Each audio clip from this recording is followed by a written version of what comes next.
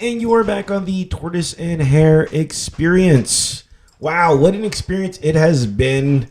We have been on vacation for like a while. You've been on vacation. I am never on vacation. I've not had a vacation in, 40 years. That is true. Well, I mean, we did take a lot of time off, some for personal reasons. Mainly me. I had a lot of personal things that I had to deal with. We were supposed to come back like in January, and then some stuff happened to me. I won't really get into that. I'm fine. He had a sex change. I wish that I could probably actually get sex. Really? Yeah. Is that how it works? I think so. Man, you know what? You would be a really cute girl. You know what? I just had this conversation the other day, and because someone at work left this bedazzled purse. And you know how I don't know if you've ever worked at a job where like you have a lost and found, but after like 30 days, it's up for grabsies. So it's been 30 days, and they're just like, yeah, does anybody want this? And they're like, oh, Albert, you should take it. You would look great. And I'm like, dude, I have matching high heel pumps that would fit great on those. That's perfect. Awesome. These perfect. And then they're like, you could be a great girl. They're like, but you have to leave the chops. I'm like, of course I would. That's what sells it. So yeah, the chops. It's always back to the chops. I'd buy you a drink if I met you at a bar. Thank you. Just saying. I'm frightened of you now. I used to have respect for you. It's all gone. Uh-oh. All it takes is one sentence. That's all over.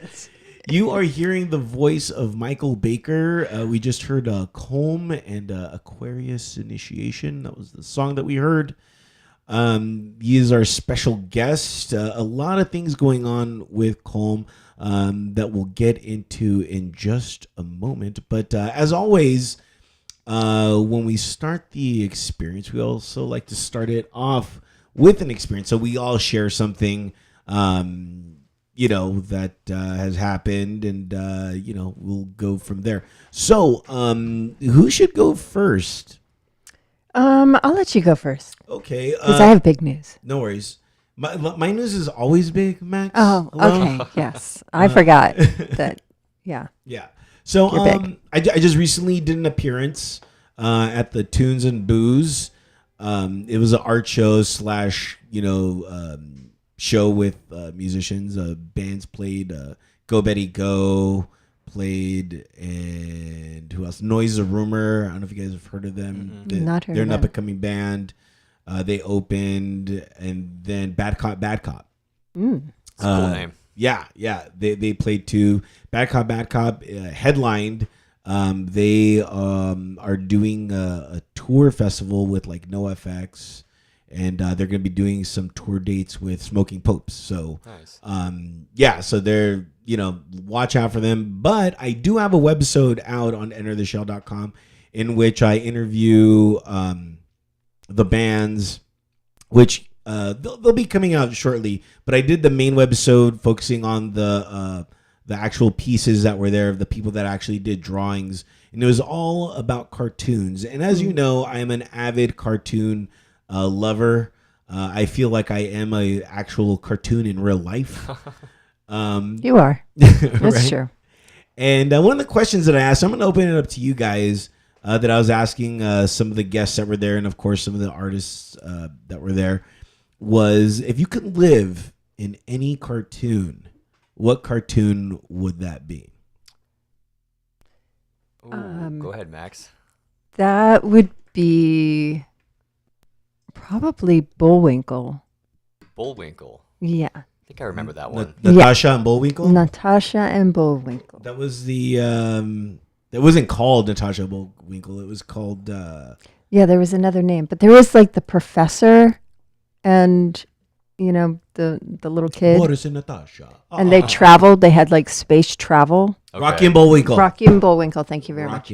And in those episodes, it had where the professor would go off into these little space journeys. So interesting. I would want to go on this space journey. I think I remember that show from back in the day. Yeah. If I had to pick a show, it would probably be Archer. I love Archer. That's such a good show. Archer's badass. Yeah, judging by your reactions, I think you guys know the show. Yes. Yeah. It is. I would great. absolutely live in Archer. Dude, he's always drinking. He got me into drinking Tom Collins. I never had a Tom Collins before. And then he's like, oh, I got to make a Tom. And I'm like, what the fuck is a Tom Collins? Yeah. And it's funny because I'm an avid, gin drinker. So Okay. I was like, what? This is a gin drink? Wow, I haven't had it. So, yeah. That's awesome. Really great. Yeah. And just, the storyline, people like get shot, people die. It's great. He's always in like some crazy, weird country fighting someone, and then it just cuts to him laying naked on a rug. Oh, yeah. With perfect. Lana. Yeah. And it's a really fun show. It's really well written. I love how they'll say one thing at the end of a scene, and then the next word in the next scene is a play off of the last word of the last scene. Like, it's really cleverly connected by the way they write it. And yeah, I love that show. Yeah. It's funny because I started watching it on the Netflix, and I just found out that Netflix didn't re-up I guess FX left Netflix for Hulu. So it's like, Oh, wow, I didn't know that. Yeah, so like you can only watch like FX cartoons or shows now on Hulu. So now I'm like, because it left. Season 7 was the last season you can watch on Netflix. Yeah. When they moved to LA. Yeah, and then when he dies, like at the very end, he's like in the thing. So I don't know what happens. I don't know if there's a new season or whatever. But have you seen that whole season? I've seen everything. So you know. Yeah. Okay. Yeah. I know everything, but like I don't know what happens after that season. So yeah, me neither. I'm like really curious, and I'm just like, damn it, now I gotta get Hulu. Yep. Like I'm not gonna do that. I've only ever seen it on Netflix, so yeah, it's good to know that I have to maybe splurge for a Hulu subscription now. I know. It's not expensive. Well, if you're out there, maybe we could start a Kickstarter campaign for us to for Hulu. Have Hulu. You're pathetic. Watch the latest episodes of Archer. Yeah, just for Archer. So I live my life already in a cartoon because I voice on the Heffenauts, which is about these mutant creatures that are lost at sea. So I voice 6 characters on that. Oh, that's cool. Yeah. I'd love to get into voiceover work. That seems like a lot of fun. You should. You have a great voice. Thank you. Turtle not Face so for much. radio. I have a face for radio, voice for print, as they would say. Do Voice you? for print. Yeah. It's the old joke. So what show? Now the show that I would love to live on is Futurama. Oh, yeah. Oh, nice. Yeah. I've said this time and time again that I really feel that I am Fry. Like I'm a 90s guy trapped literally in the future. Like I cope with everything that he's coping with. And and just like every episode that I've ever seen, I've always like laughed so much. Just especially like, do you ever see the one with the iPhone? Where now like it's the iPhone, but it's literally in your eye, and people are going crazy for it. That's funny. There are long lines, and I'm like, of course, I haven't seen it since they brought it back. Oh yeah. Okay. It's on Netflix. You could do Everything's on Netflix or not Hulu. Not everything, apparently. Yeah, Yeah, not everything. or Hulu. I said. Yeah. So that's that, and just to see like robots drinking, I think would be hilarious. It's like, oh my god. So yeah, and then I would definitely purchase a Scooty Puff Jr. I don't know if you ever saw that. I don't know if you understand the reference, but it's great. It's great. It's great. That's awesome. Yeah, there's this one episode. It's so funny. They're driving. They're almost running out of gas, and it's him and this Asian girl named Amy, and they're like, "Oh my god, we're almost running out of gas." They're like, "Quick, turn on the gas guzzler." There's and it like, oh my god, I know I'm losing everybody right now, but it's just so hilarious. We had on Billy West. Yes, we did. Really? Yeah. The great Billy West. That's awesome. Yeah. And it was so, that was one of the hardest interviews that I ever had to go through, because every time he talked, I was just like, oh my God, I'm talking with Fry. And That's so cool. And all his many other characters. Yeah. And he did all of the voices for us, and it was That's magical. awesome. And he sang. Yeah. He sang I'm going to have too. to listen to that. It was awesome. It was You can always find our past shows in, our archives. So please go back, listen, comment, share. You can you can listen to them on entertheshell.com, and you can view them on youtube.com/entertheshell. You can. Sorry. Dude, okay, so Max gave me this Gazpacho Classico by Tio. Or actually, hold on. Let me turn on the SAP button. Tio. It's pretty good. Yeah. So just a little thank you for giving Max this. Yeah, they're gazpacho. delicious. I'm drinking what is this? Chile verde. Kale, spinach, avocado, and mint, and it's delicious. Yeah. So really good. We were just talking earlier off the air about kombucha because Michael brought in some kombucha, and I was gross. Nasty. I was like, I've tasted this. It's so weird. I never fan out on stupid stuff, but I was like, I've tasted this kombucha. It's really good. It is good. Kombucha is it's an acquired taste because it does have a vinegary taste to it that some people don't like. But this brand, Health Aid, it's pretty flavorful. See, I love apple cider vinegar. I can drink that no problem. But kombucha, really? It's interesting. They have an apple flavor too. That's pretty good and pretty sweet and interesting. Not a fan. I do the pomegranate. That one's good too. Oh, yeah. I've been drinking this stuff for 10, 11 years now, pretty consistently. Oh wow. Yeah. Yeah, so because you're a little Mr. Fit. But not only that, body's your temple. Take care of it. It just seems that kombucha just kind of only has been the hot thing for 2 years. Because I remember 2 years ago everyone was doing it, but 10 years ago, wow. Yeah. I went out to dinner with a friend of mine, and she had bought this stuff. It was the Synergy brand, which is I think the one that became popular in LA. It's the tall bottle. It's JT's, I think it's called. And I really liked it. And I remember feeling buzzed when I first drank it rather, because it turns into alcohol. It's fermented. And I had drank it on an empty stomach, and it's a big bottle. But it's really good. It's a probiotic, not to get too crazy, but it's really good for your health and your immune system and stuff like that. So and I worked in healthcare for a long time and was constantly around sick people and really never got sick. So, yeah. So that's kind of why I drank it. Yeah, Still it's do. a good thing. Not getting sick is a good thing. Exactly. I just don't like things rotten in my face. That's what it tastes like to me. It's like something died in there, and I'm not into that. Fair enough. So I shared an experience. Max, do you want to share your experience? Yeah, it's been quite the vacation.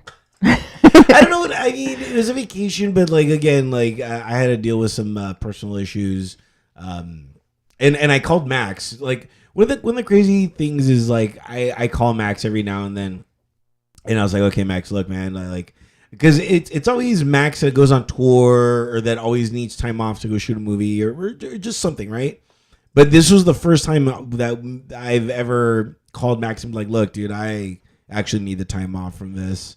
And I explained to her the reason why, and she's like, yeah, you just let me know whenever you're ready to come back. So I was ready to come back a week ago, but yeah, well, a week ago we had a guest that had to reschedule. Yeah.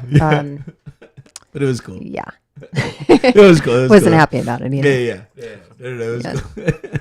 No, it's fine. But anyway, all good. I'm just trying to explain to people, I'll tell. Look, man, if you guys are ever curious about what happened, I'm not gonna put it over the air. But if you ever run into me, I'll, not that I'm gonna be happy to tell you about it, but I'll let you guys know, kind of what I went through and why I needed the time off. Yeah, that's good. All right. Yeah. So when we were off. I really, truly wish that I could have a vacation because I can't even get a day to just be quiet and read. You ever have that where you just, all you want to do is just silence, and it just doesn't happen in my world anymore. And I try turning my phone off, and it's, it just never ends. But kind of crazy, wonderful thing happened. My band, Nobody's Girlfriend, which is 3 girls, Nina Williams, Gloria O'Brien, and myself. And they're Nobody's Girlfriend. And we are Nobody's Girlfriend. Okay, so you guys are all single. Yes, we are all single. And really? Yes, and fabulous. I'll talk to you off air about that. And they're gorgeous. And we're all, been in music a long time, and we're a band before, and we regrouped, and we got a record deal. Now you guys regrouped after a long hiatus, or after, because I've never heard you talk about this band in my entire life. And I didn't for a long time, because they were off doing things. Gloria does stunts. I do stunts. We're doing movies. Nina had a girl, a little girl, so she was off doing that. How could you have a girl if she's nobody's boyfriend? Well, you don't have to have a boyfriend. Okay. You know. It's true. Congrats on the label. Thank you so much. Yeah. So awesome. we signed with Dark Star Records, which is owned by Sony. And we're totally stoked. We're going to go into the studio, do a record, and then I'll have to take off some time and go on tour.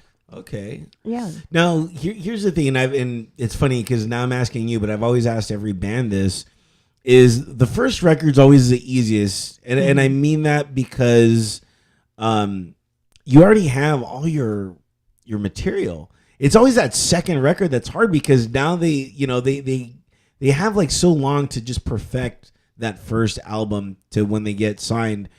And then like the second album comes, that's why they call it the sophomore slump. And it's just like, oh shit, now we got to write new material. We had like 1,000 years to write our first material, and now we got to write in like it's like a little 2 months. different because we were a band before.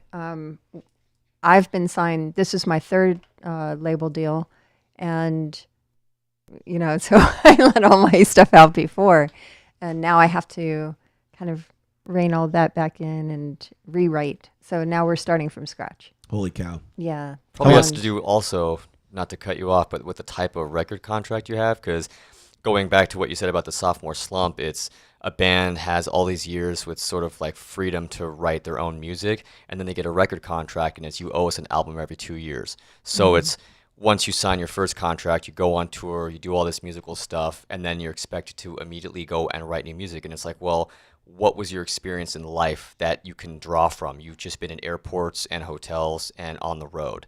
And it's like, what, you didn't live a life. So you really got nothing to draw from, So I think that's why a lot of bands I've noticed too, second album, it's like there's nothing there because it was just so convoluted with just monotonous nonsense. Yeah. So this is going to be like, 3, women of stature talking about some demons and some experiences that we've had, from band to band, and all of the interesting people that have come into our lives. So Payback is a bitch. You naming names? We are going to name names. Yeah, full out. Yeah. Very cool. We may even put their name on the front of the record. As the name of the record. Yeah. Wow. That's very cool. Yeah, so that's been my experience. Michael, you got an experience to share? Our Kickstarter for our first album has surpassed the 50% mark, so that's a good thing. Yeah, we started it about a week and a half ago, and it's been trending really well. That's kind of what we've been, doing and focusing on as a band lately, is just getting this Kickstarter going and getting all the post-production stuff ready and getting the artwork and everything decided. Personally, I work in film production also as a set medic, and I recently just got into the union, so that's a big deal. It's difficult. That is a very big thing to do. deal. So yeah, that's kind of, again, just a lot of film work and a lot of just band stuff, really. So yeah. What's the most what's the right word for this? Graphic thing that has ever happened on set that you have had to deal with? Like an injury? Yeah. I had a grip. He eviscerated the left side of his hand on a dolly track, and I don't know why his hand was even down there in the first place. But he refused to go to the hospital, was trying to convince everybody on production that he was okay, and he's bleeding out like a stuck pig. And his mental state was more fun part of the story than his actual injury was. He ended up leaving set, went to his truck, disappeared for 45 minutes, came back, and he had super glued his wound shut, was trying to convince us to not clear him or to not kick him off the set. Oh, God. And it's my medical license. I'm the one responsible for the safety, and I told him, you need to get stitches. It's not something I can do for you here. And he refused, and it was just a big ordeal. But the injury and then his attitude towards it made for a really interesting story. Wow. Yeah, really weird. As somebody who does stunts, I never want to stop, even after I'm injured, because, you don't want to let production down. Yeah, there's that, but at the same time, it becomes there's SAG actors around, and you're bleeding all over the set. You're touching equipment, and you're Yeah, trying to that's convince nasty. us that you're okay. You're grabbing C-stands with a bloody hand. Yeah, that's a different story. That's an If you're issue. bleeding, Yeah, you and gotta I've go. had to deal with stuntmen and women who, all I can tell you is, you're a big boy and a big girl. I think you might have injured this. Whether or not you decide to go to the hospital or stop doing the stunt or rest, that's completely on you. We're all adults here. I can only give you my advice. Yeah. So, Recently, I broke the top of my foot. I dropped oh, like a thing, and you remember this when I dropped like laundry detergent right on the top of my foot. during a So- stunt or just No, in, no, no. No, Just, it was- oh, just in life. Yeah, okay. I was helping my neighbor out washing Shooting her a Tide laundry. commercial? And Shit went wrong. it could happen.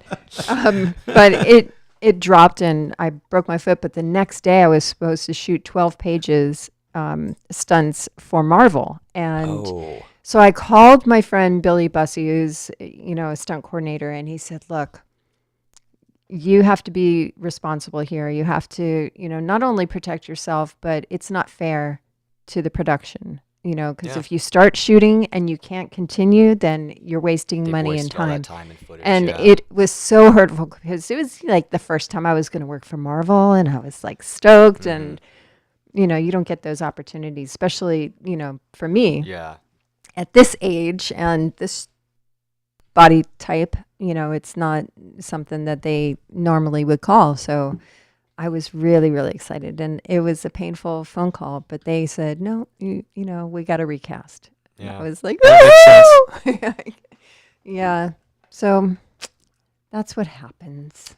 Well, as a person that watches movies, it's great. You can't even tell on the screen what's going on. So You're not supposed to. yeah, Yeah, there's been a couple times where you'll watch a movie and you'll know that, oh, this was an accident and they used that as the take, but it wasn't supposed to be, or the stunt went wrong, but it Really? looks so good. Like there's a scene in Mr. and Mrs. Smith with Angelina Jolie and Brad Pitt. There's a scene where they discover that each other are trying to kill each other, and they're chasing each other around the house at night, and he chases her outside as she gets in the car, and he tries to jump over a fence, but his hand slips or his foot slips, and he goes right through the fence. And that wasn't supposed to happen. And they completely, and you see his reaction, like he had this oh shit look on his face, but he kind of kept in character and they Right. kept rolling, and that ended up making the final cut. So those kind of things are kind of fun sometimes. Yeah. But the insurance on that, Yeah, Brad Pitt getting at hurt. least it wasn't or- his face. Yeah. Guy's face is It's probably rough. insured for millions. Yeah. That's It's a- like Tom Cruise, like Yeah. when he just, hurt Broke his ankle. Yeah. But that was an awesome stunt. Yeah. God bless him. And for that doing also it. made the final cut. Yes. that will be in the yeah. movie. Well, they couldn't reshoot that. Nope. And they had, I It think, was like 4 or brilliant. 5 cameras on him at that. But yeah, they kept that in the final. He's one of the best runners that I've ever seen Mm-hmm. on film. I didn't know he did stunts like that, and I just watched this YouTube thing on him probably about a year or so ago, and just kind of nerded out on Tom Cruise. Like I know him as he's a good actor, even in like his the more independent films where it's not like action star stuff. Right. But the stunts that he does, like he flies that helicopter. He went to the top of the Burj Khalifa in Dubai. And was literally on top of the tower. Wasn't a stunt double. It was him. He rappelled down from a helicopter, and then they put him on just a single harness and suction. Like that's him doing all this shit. And it's just, I definitely have a newfound respect for him now that I know that a lot of Yeah. it's him. Yeah. If things go down, I'm running to Tom Cruise's place. Yeah, Like, all right, dude. totally. Save Yeah. me. Save me immediately. Fly that helicopter out. Yeah. Just watch the I'm zombies going to take make over. a shirt with that. Save me, Tom Cruise. Yeah. You could. That would be a big seller. Well, I'll tell you what's going to be a big seller. We are playing music from Comb. Uh-oh. And let's hear another song. Yes. Let's. Max, you let's see. Max wrote all the I stuff did. down. Because I take notes like a professional. Professional. You know what? I usually take notes, but what ended up Yeah, happening? they're all about him. No, I wish. What ended up happening is the way I transfer notes is I put them on my computer. Then this is just a weird way. I'm not into paper, so I put them on my computer. Then I put them in my email, and then I save it as a draft. I'm getting really geeky now. And then I save it there, and then I go on my phone into my email, take it out, and then put it in my notes. It seems like a lot of extra steps when you could just take a pen and jot it down in one. I'm just saying. But we all have our own ways. I get it. I know, but then I'm using paper. You know what I mean? Okay. And this morning, I mean, okay, guys, I know there's gonna be a lot of references to this is our first show back.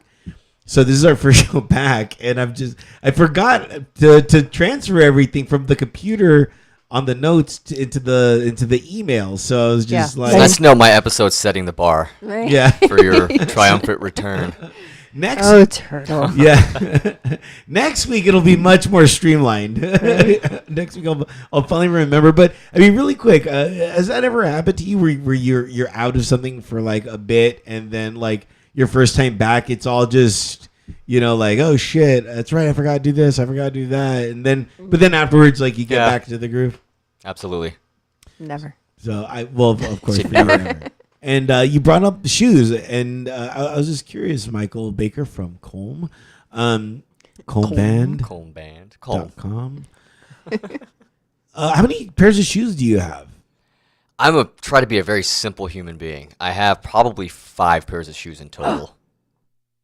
I have running shoes, a couple pairs of Converse, a couple nice like pair of black boots, brown boots, and maybe some sandals, and I think that's it. You consider sandals shoes? Yeah, I put things on my feet. Okay. Yeah, yeah. I never considered sandals shoes. I always just considered them as sandals. Like, oh, this is just like fair enough. I don't know. I'm like, this is just stuff to not wear all the time. I don't know. Weird. You're odd. I get that a lot lately. People are like, you're so weird, and I'm like, why am I weird? Like, you're weird for not like having these brilliant ideas. How many pairs of shoes do you have? Okay. Have man, I want to say maybe 12 or so. But so I have Converse, right? I have 1, 2, 3, 4, 5 pairs of Converse. Okay. I have 3 pairs of boots. And then I have work shoes. Then I have 2 other pairs of work shoes that I use out of my other job, and then I have a pair of shoes that I've always wanted to wear but cannot find any outfit for them. Interesting. They're one day I will find an outfit for them, but I've had these shoes for like, have you ever just saw shoes and you're like, fuck, these are awesome. Yeah. And you bought them, but again, that's happened to me. Nothing to wear it with. I have nothing to wear it with. Luckily, the boots that I have now, I guess we call them dress boots or like casual, outing boots, something you'd wear like, to a party or something where you want to dress nice. Luckily, they're pretty like I can put them with anything I have. So I don't need to go out and buy 10 pairs to match one specific pair of pants. Again, that's me just being a dude that's like simple and doesn't really care about shoes, I guess. But yeah, I made it a point to shop for shoes, make sure they match everything so I don't run into that problem again. Max, how many pairs of shoes do you have? I mean, that's the big unveil. I mean, we went from like little, because I knew you didn't have that much, to me, to kind of like medium. In the middle. In the middle, and I was just like, because some girls, like, they have an entire like house section of the house, the west wing of the house. Yeah, I used to. Yeah. Back when I had a lot of money, I had a lot of money. Yeah, I had an entire closet that was probably the size of this room. Oh, wow. For that's pretty big. Just my shoes, color coordinated, and with in these plastic bins with. Oh, you were a bin plastic person. Holy with cow. the Polaroid. Yeah. Because when we did Polaroids, Polaroids on the front of it, so I knew what was in the box. Yeah. But my dream, I have this crazy little dream, is to have an entire closet of just red shoes. Holy. And what about the other shoes? Well, they would have their, mingled. But mixed together, but red mingled. somehow Yeah, gets a but pass. red is It's a special pass like and gets its own room. It's like you've really arrived when you can have an entire closet of just one color. Interesting. Really? I don't never know. knew It's a that. thing. I mean, right now I probably have 600 or 700 pairs. Now, Max, you must not keep them here, because I've been in your house, I've been in your room and stuff, but I've It's never not in seen, my room. I have closets in the hall of my shoes. You can go look. No, you can't. No, as a matter of fact, you stay. No. You stay. That'd be a fun house hunting for shoes. Yeah. And they're in bins, as you know, Holy in my. shit. So if someone took a pair of shoes, would you know?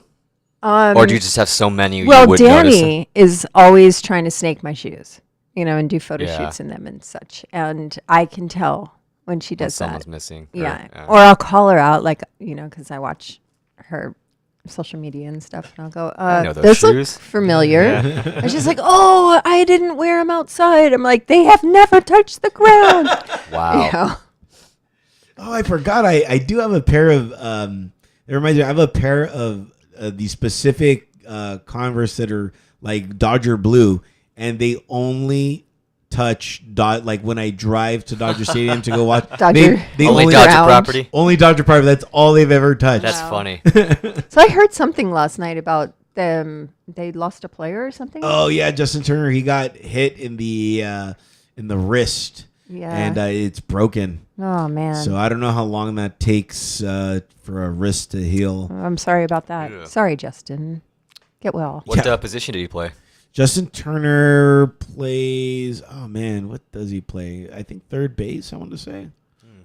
Yeah, I want to say third base. You should know all of these facts. It's weird. You know what? I am a huge Dodger fan, but I just sit there and I just kind of just sit there. and I just watch the Watch. game. And There's a ball, I'm possibly a Someone's bat. running around. Yeah. And people scream when something happens, and Yeah. numbers change Oh, on the my screen. Lord. Yeah, it's Good, great. good grief. You Good know? grief, Turtle. So it's like people are like, oh, yeah, this what position or what number is this guy? I'm like, I don't know. Like, like I love. Have you ever played baseball? I did. I was.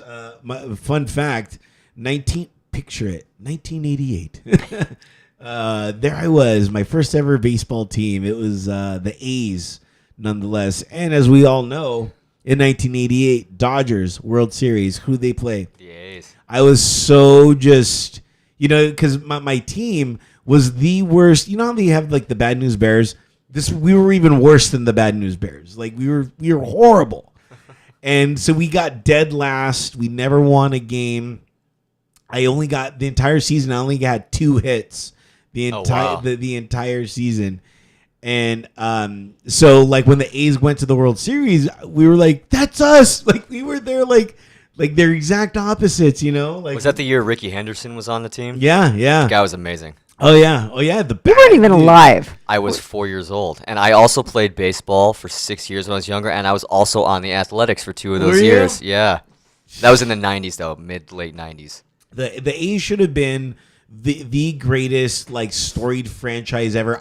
But everything just imploded on them like every year. They should have been like the first ever like real dynasty of a team because they went every year, but they just kept on fucking it up. So so the Dodgers were in the World Series, and I was so conflicted, and I was just like, come on, A's, like you gotta win. At least give me something. And then Kirk Gibson walks up. The rest is history, man. So that was. But I only played 1 year. Okay. And then I at my high school that I went to Bassett, and I got on the Bassett, team. where my where's Bassett? Bassett? Thing? It's exactly. Let's talk about Bassett. Exactly. It's in California for sure. It's adjacent to everything. Adjacent. Third That's an largest city interesting in word. California under San Francisco, I hear. Right. Right? Yeah. Isn't adjacent an interesting word in real estate now? Yeah. It's like, you see these ads and they're like, oh, it's Beverly Hills adjacent. It's not Beverly Hills. It's like, like adjacent. proximity It's to. adjacent. Yeah. Adjacent to it. Inglewood is technically adjacent to Beverly Hills, but I wouldn't like you can't walk across an intersection and be on Rodeo Drive from Ridiculous. Centinela. Yeah. But they're trying to get the same prices. Yeah. So it's crazy. Although it's Rodeo Drive, but there it's Rodeo Drive. Yeah, that's right. That's right. I was actually just on Rodeo Drive yesterday. I shot up off of La Cienega for a pilot up there, and I was driving down Rodeo. You can tell when it becomes Rodeo. Yeah. It's very distinct. The streets glitter, paved with gold. Yeah. My gold But isn't that I spent there. Isn't Rodeo Drive Hills. just like not? I mean, it's all just a scene now. Like it's just like a it's like It's it's shopping. Yeah. It's more. It's like Disneyland for like it really is. It's I think it's a tourist trap. Yeah. It's got a very famous name. And I've been down there a couple times, but I mean, there's really nothing down there aside from an art gallery that I've been to once. Like, there's no great music venues or places that are cool bars that I would want to go to with my friends down there. But if you're coming from Utah and you grew up in a town of 12,000 people and you see Beverly Hills on TV and you kind of want to go traipse around down there, I get it. But yeah, it's just shops. Shit that's way too expensive. Michael talks like it's so far away. It's like it's adjacent. It's Sherman Oaks. Sherman Oaks is Beverly Hills adjacent. I think it really is too, right? If you just go over the hill. Yeah. You Yeah. end up. Well, we're at Bel Air right Okay. here because this is Bel Air. So and then I shouldn't even be saying this on the camera. Yeah. Oh, it's a big area. Yes, it's a large area. Bel Air adjacent. Bassett adjacent. Yes. Yeah. Yeah. You know what?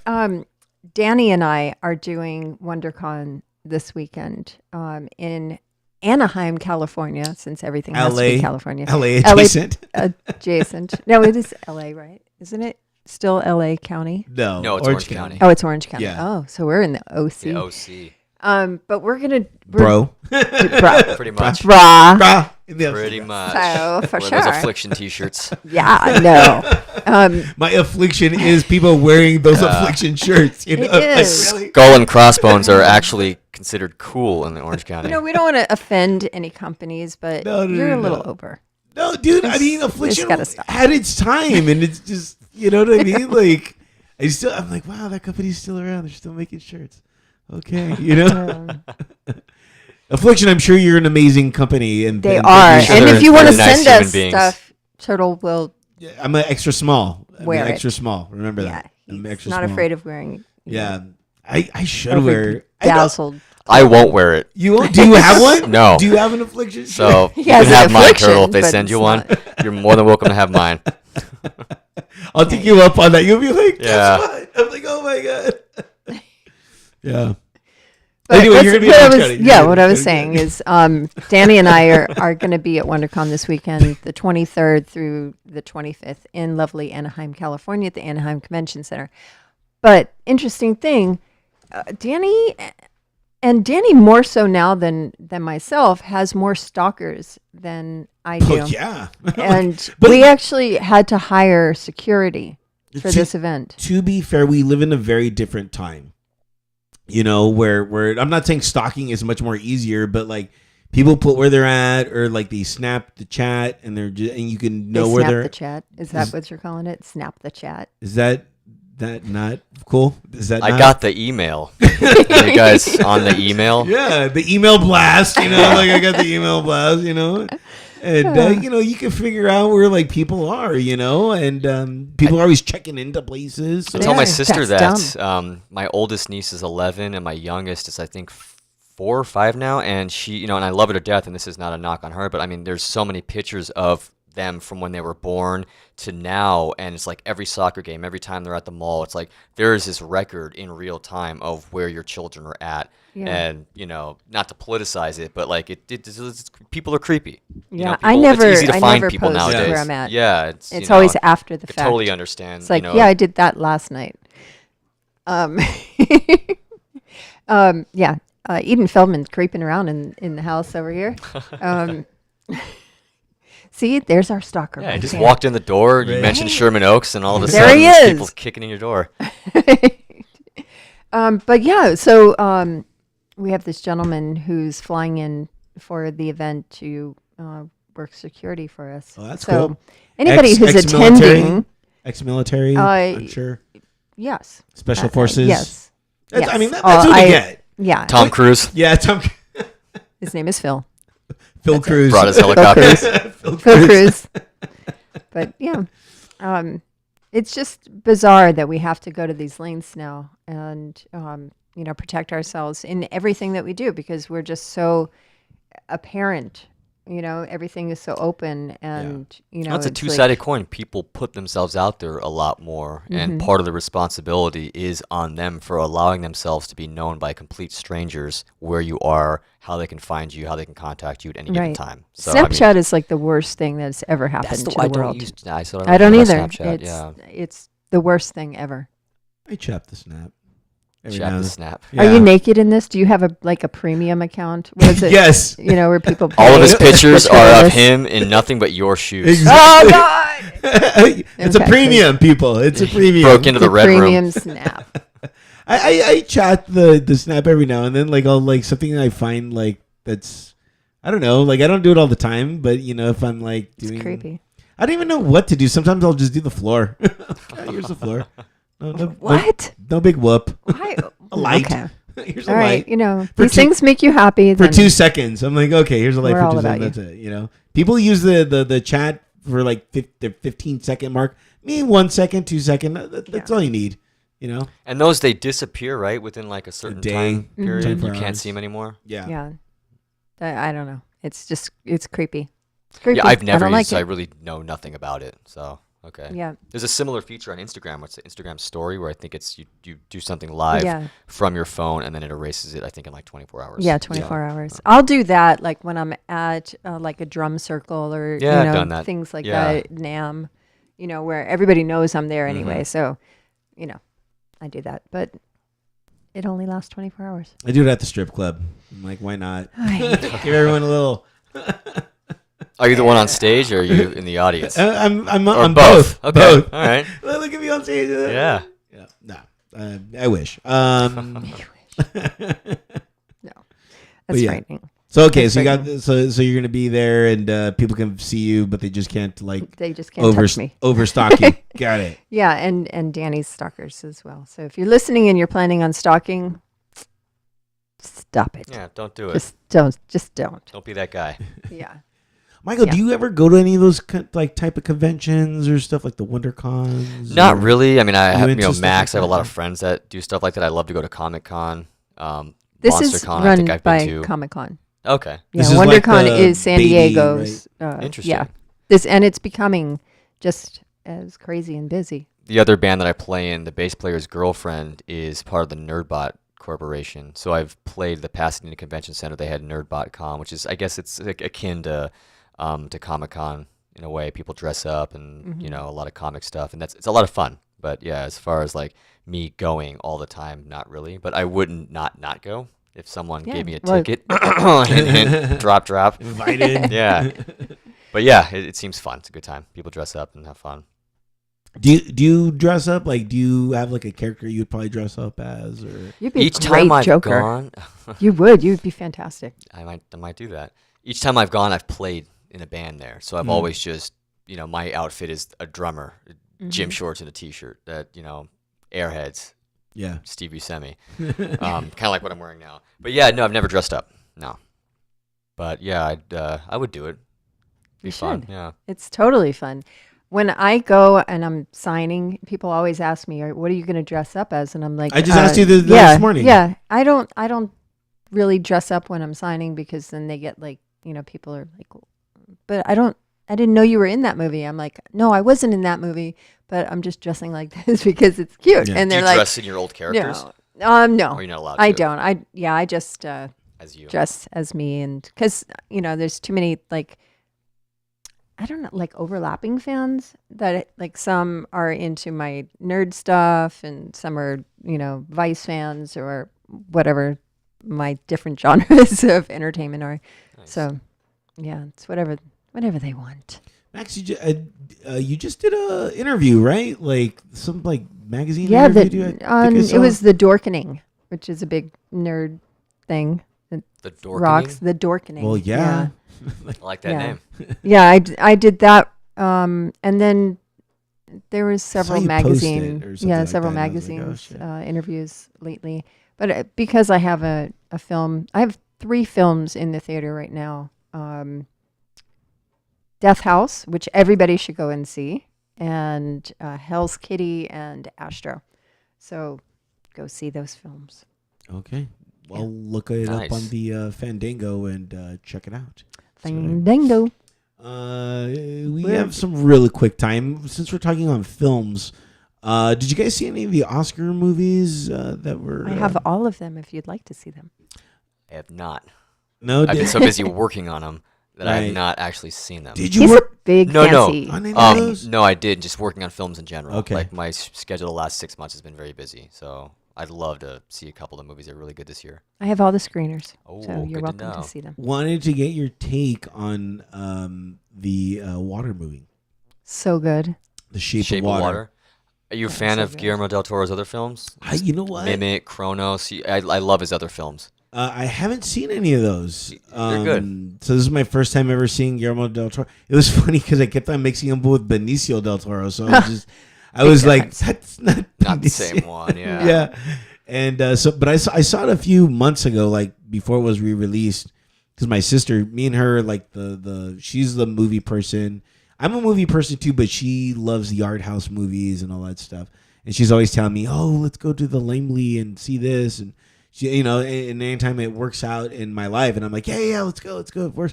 So she's like, "Oh, let's go see Shape of Water." So I went to go see Shape of Water. I had no idea what was going on. I saw it, and this is nothing from the movie or anything, but I truly thought it was because I had, my sister didn't want to tell me about it or anything. And I truly thought it was like a new spin on the creature from the Black Lagoon. I was like, oh my God, they're bringing the creature from the Black Lagoon, And so I went in, as I was watching, I'm thinking that, and I was like, okay, it's not that, And then the more I saw it, like the more I understood about how this movie was all about symbolism. So, I'm not that I'm a person that wants everything spoon fed to me. But sometimes when I go watch a movie, you know what? I'm just there to kind of kick back, forget about my problems, forget about everything, and just enjoy, the cinema.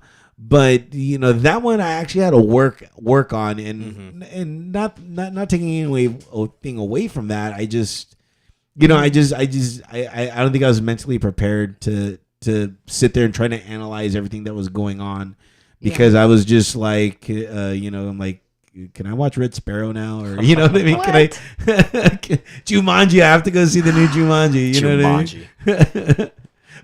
I mean? But I saw the Three Billboards movie. Mm-hmm. Did you like that? Oh, that was great. I saw that, and I saw Phantom Thread, which I was very partial towards, because Johnny Greenwood from Radiohead, he did the musical score. Yeah. So it truly intrigued me. And not only that, Daniel Day-Lewis, and so I went to go watch it. Absolutely phenomenal. That was my horse in the best picture category. I was like, come on, Phantom Thread has to win. I definitely want to see that one. I'm a huge Paul Thomas Anderson fan, and the guy from Radiohead also scored There Will Be Blood.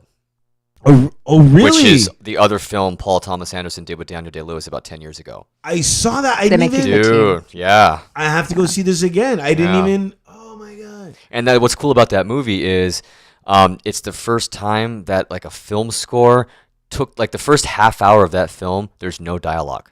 It's just him going through what he goes through, and it's all music. And it's really weird, like in a good way, that it's this music that really sets like the tonality of what you can. It's almost like watching those old Japanese plays where they just use facial gestures and makeup, no words. It's like that with the music, where you get what's going on, and in the first half hour there's no spoken words, just music. And the Radiohead guy just really killed it. Yeah. Thank you, Radiohead guy. Yeah, I think that Colm would do really well in placement for films. A lot of our songs, we're all like really big fans of film score that's like anthematic, journey-esque, atmospheric kind of music, and that definitely plays into our songs for sure. So, but thanks for that compliment. if you guys get a chance to see a Colm show, that's really where it lies. I'm telling you, it's like you guys are so in another world when you play. Appreciate that. Yeah, it's really cool.